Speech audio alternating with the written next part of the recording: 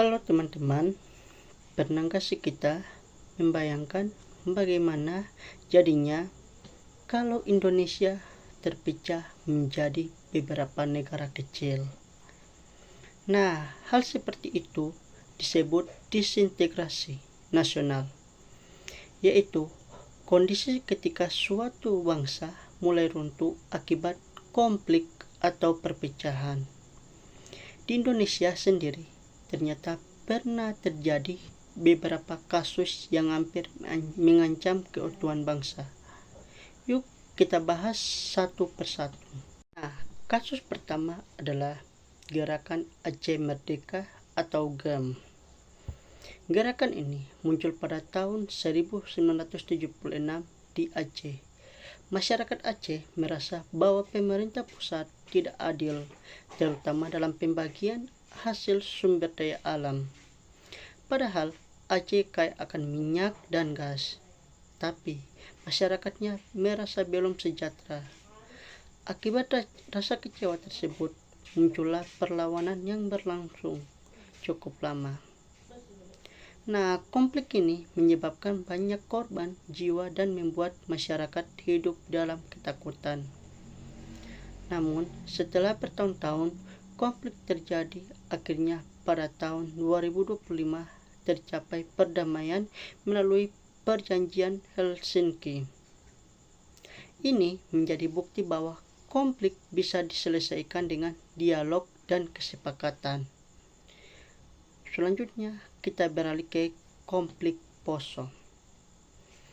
Konflik ini terjadi di Sulawesi Tengah sekitar tahun 1998 sampai dengan tahun 2001.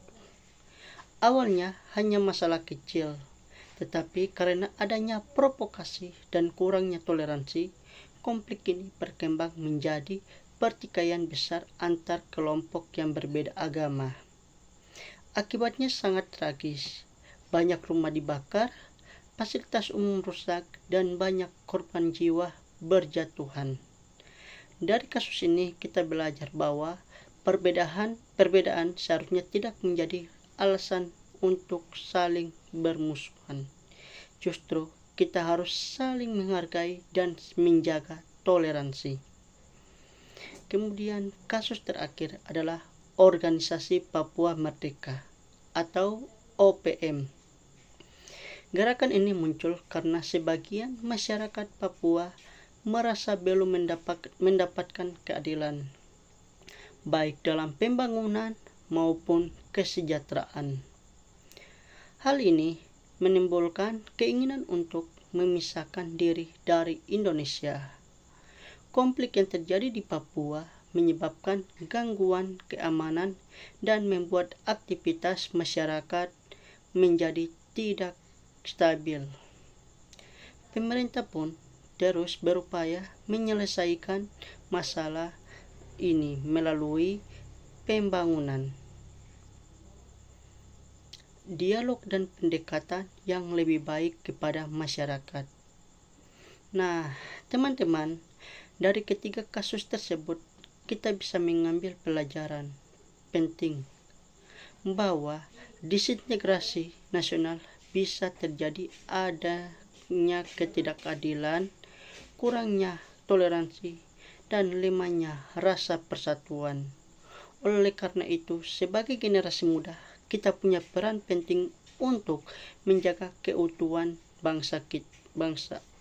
Kita harus saling menghargai perbedaan, memperkuat rasa nasionalisme, dan tidak mudah terprovokasi.